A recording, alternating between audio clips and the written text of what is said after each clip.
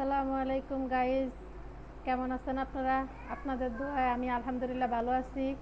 আজকে চলে আসছি আমার ছাদে বর্ষাকালীন সবজি তুলব, আপনাদের দেখাবো।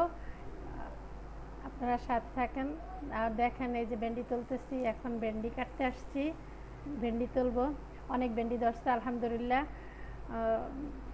জৈব সারের মাধ্যমে আমি এই সবজিগুলি উৎপাদন করছি, আল্লাহর রহমতে অনেক ভালো সবজি দিচ্ছে। আমি আমার নিজের উদ্যোগে এই সবজি চাষ করার উদ্যোগ নিয়েছি আপনাদের, তাহলে সাবস্ক্রাইব অ্যান্ড লাইক করে দিবেন। অনেক সবজি ভেন্ডি তুলেছি, এখন দেখছেন আরও ভেন্ডি নিয়েছিলাম কিছুদিন আগে। এখন হচ্ছে উস্তাদ নিব। এখন আমি অনেক সুন্দর করে জাংলা দিয়েছি সবজির জন্য। বর্ষাকালীন সবজি 12-13 রকমের সবজি আমি নিজে রোপণ করেছি। এখন উস্তাগুলি উঠানো লেট হয়ে গেছে, তো তো পেকে গেছে একদম। উঠিয়ে নিলাম এখন। পাকা উস্তা মানে খাওয়ার জন্য অন্যরকম সুস্বাদু। এখন উস্তা বর্ষার সিজনে অনেক ভালো হয়, ঠিক আছে? আপনারাও চাইলে লাগাইতে পারেন আমার মতো করে ছাদে জৈব সারের মাধ্যমে। ছাদ কৃষি করতে পারেন, ঠিক আছে? আমি নিজে থেকে উদ্যোক্তা, নিজে করেছি এগুলি। এখন চলে আসছি যে বটবডি কাটবো। অনেক বটবডি হয়েছে মাশাআল্লাহ। বর্ষাকালীন সবজি বর্ষাকালীন সবজি অনেক অনেক হয়।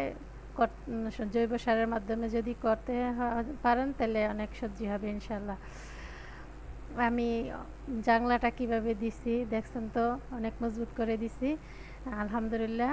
অনেকগুলি সবজি গাছ উঠাইছি, তো সেজন্য অনেক মজবুত করে দিছি।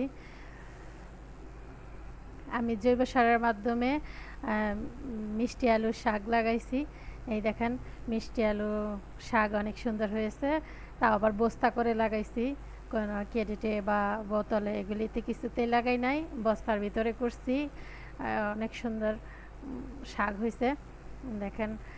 অনেক রকমের সবজি বুনছি, মিষ্টি কুমড়া আছে, চাল কুমড়া আছে, তারপরে বটবডি আছে, তারপর আছে শসা, সিম, লাউ গাছটা দেখেন মাশাআল্লাহ অনেক সুন্দর। দোয়া করবেন সবাই। এরপরে আছে কহি বলেন, ঝিঙ্গা বলেন, যেটা বলেন। এখন হচ্ছে পুঁই শাক দেখছেন মাশাআল্লাহ অনেক সুন্দর পুঁই শাক হয়েছে। করলা, বড় জাতের করলা। এটা এটা মিষ্টি আলু। এটা হচ্ছে উস্তা। এই সাইডটা উস্তা করছি মাশাআল্লাহ, অনেক উস্তা ধরছে। সবাই দোয়া করবেন ইনশাল্লাহ আমার ছাদ বাগানের জন্য, যাতে আমি আরও ভালো কিছু করতে পারি। আসসালামু আলাইকুম, সবাই ভালো থাকবেন, বাই।